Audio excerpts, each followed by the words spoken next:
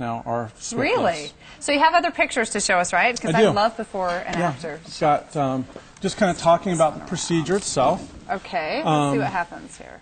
The traditional type of facelift, this is all the undermining that I used to do in a traditional facelift. And tell me what undermining is. Once I make the incision in front of the ear and up into the hairline, which I used to make it a lot higher. Okay. And I'd make it a lot higher, and what that would do too is it cause those wrinkles that a lot of patients would get right here. It's kind of a telltale sign of a facelift. Okay. And so what you started doing is made the incision a little bit lower with the swift lift here. The incision is pretty much the same in front of the ear, but in a traditional facelift, I used to carry it all the way up behind the ear and way back into the hairline. That's a lot of cutting. Correct, yeah. And so what I did is I put staples all in here, staples in here.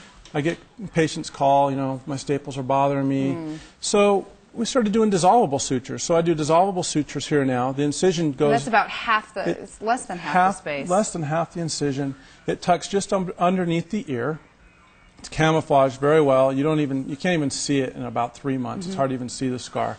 Now, after I make the incision, then I undermine the skin. I separate the skin from the underlying muscle and underlying other structures, and undermine my scissors. Go all the way out underneath the chin, all the way towards the lip.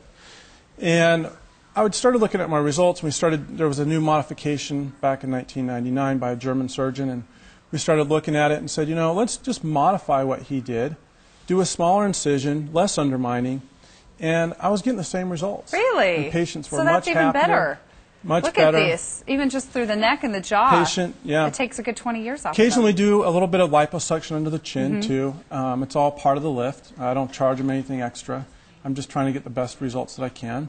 And I think Jan did not have liposuction under her neck, and she still had amazing results. And she looks great. So there's that, and this is just kind of an outline of you know, what is the lift?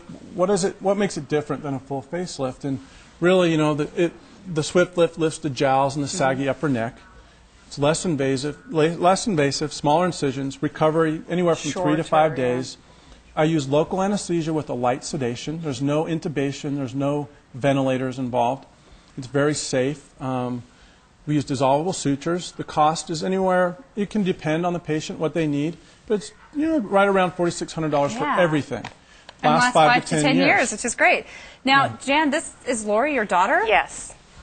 Can we get a good close-up of mom and daughter here? Do you guys get mixed up for sisters all the time now? We haven't lately, but 10 years ago we did, so I'm hoping that's going to start again.